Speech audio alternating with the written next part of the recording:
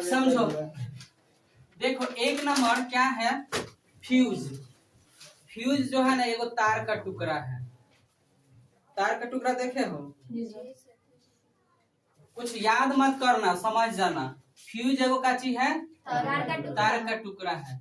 इस टुकड़ा का क्या विशेषता है कि इसका प्रतिरोधकता अधिक होता है और गलनांक कम होता है।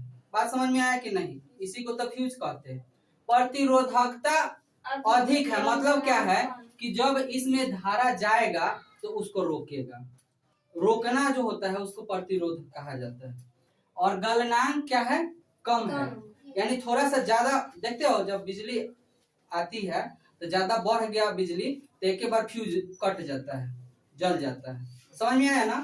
प्रतिरोधकता अधिक है और गलनांक कम है, ये तार का टुकड़ा है। हो गया समझ में? सबको याद आ गया?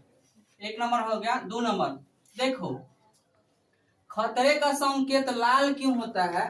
खतरे का संकेत लाल इसलिए होता है कि लाल रंग जो है ना उसका तरंग दैर्घ्य अधिक होता है और जो उसका विचलन कम होता है, इसलिए वो बहुत दूर तक चला जाता है। अगर कहीं भी लाल रंग अगर जलेगा ना तो दिखाई दे देगा और रंग नहीं दिखाई देगा क्योंकि उसका तरंग दैर्घ्य अधिक है। समझ में आया? लाल रंग का तरंग दैर्घ्य कैसा होता है? बहुत ज्यादा होता है, इसलिए वो दूर तक जाता है चाहे दिखाई देता है। समझ में आ गया ना? अगला देखो, लघु पतन क्या होता है कि जैसे मान लो 2 तार है, पोल पर से 2 तार आया और दोनों तार का होता है कि कहीं छिला गया आपस में और दोनों सट गया तो क्या होगा? तो उसका नहीं, वो दोनों आपस में सट जाएगा तो स्पार्किंग होगा ना, तो उसका जो होगा प्रतिरोध बिल्कुल शून्य हो जाएगा और धारा प्रवाहित होने लगेगा। मतलब वहां पर दोनों करंट आपस में क्या होगा? स्पार्किंग करने लगेगा। देखते नहीं हो 2 तार आपस में सट जाता है तो क्या होता है? शॉर्ट करना। उसी को बोला जाता है लघु पतन। क्या बोले हैं लघु पतन में? जब 2 तार यानी निगेटिव और पॉजिटिव आपस में भिड़ जाए चाहे सट जाए तो स्पार्किंग होता है, जिससे प्रतिरोध उसका शून्य हो जाता है, उसको लघु पतन कहते हैं। उसमें विद्युत धारा प्रवाहित। अब देखो पर्तवर्ती धारा क्या होता है? देखो पर्तवर्ती धारा एक ऐसा धारा होता है जो समय के साथ बदलता है। मान लो है एक धारा है और वो चलेगा है से, एक बार यहाँ आएगा कि पर्तवर्ती धारा क्या हो रहा है देख रहे हो? यहाँ से चल रहा फिर नीचे आ गया और ऊपर आया फिर नीचे आया। तो इसीलिए ना, जैसे मान लो जब किसी व्यक्ति को देखे वो करंट मारता है तो कहता है कि उठा के फेंक दिया, सुनते हो ना? तो उठा के नहीं फेंकता है, जब यहाँ से यहाँ तक सबसे ज्यादा वोल्टेज यहाँ लगेगा, जब यहाँ से यहाँ आएगा तो यहाँ 0 हो जाएगा। तो जब 0 हो जाएगा, मान लो बिजली एक तरफ से क्या खींच रही है अपने ओर और तुम अपने ओर खींच रहे हो, तो उसका ताकत यहाँ सबसे ज्यादा है ना? और जब यहाँ आएगा तो शून्य हो जाएगा, तो तुम्हारा ताकत लग रहा है तो तुम खींच रहे हो, उसका ताकत शून्य हो गया तो फेंका नहीं जाओगे। मान लो 2 आदमी खींच रहा है, हम खींच रहे हैं वो भी खींच रहा है, तो दोनों बराबर खींच रहा है तो ठीक है, और वो एक बार छोड़ दिया तो क्या होगा? दूसरा आदमी गिर जाएगा ना। तो ऐसा ही तो उसी को हम लोग कहते हैं कि बिजलियां फेंक दिया। क्या बिजली? समझ में आ गया? विद्युत जनित्र ये ऐसा यंत्र है ना जो क्या करता है? यांत्रिक ऊर्जा को विद्युत ऊर्जा में बदलता है। समझ में आ गया ना? अब देखो इसका एक टेक्निक है, ट्रिक है, याद कर लेना। फ्लेमिंग का दक्षिण हस्त नियम।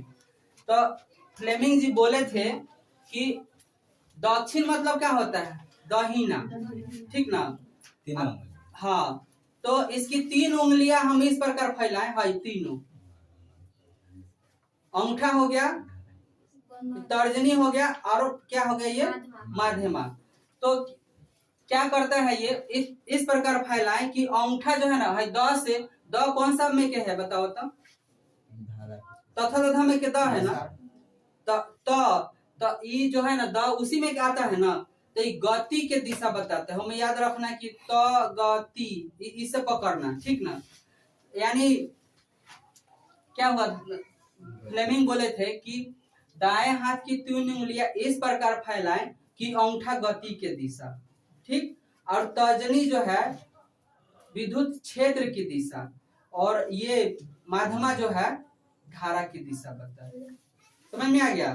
वैसा ही ये बोले थे फ्लेमिंग वाम हस्त नियम में बायां हाथ, तो बायां हाथ की 3 उंगलियां इस प्रकार फैलाएं कि देखो यहाँ सिर्फ एक एक अंगूठे में चेंज होता है। अंगूठा जो है अब यहाँ वाम मतलब बल याद रखना है, अंगूठा काची का दिशा बताए बल की दिशा, अब बाकी दोनों काची का दिशा बता रहा था। एक वो तर्जनी था विद्युत क्षेत्र के और माध्यमा धारा की दिशा बता रहा था। दोनों याद हो गया कि नहीं? अब देखो फिर दोनों के देख लो। दक्षिण पूछेगा तो दक्षिण में तथा तथा आता है ना, तो समझ जाएंगे कि तथा तथा में क्या द है तो है, तो इससे समझ जाएंगे ये क्या।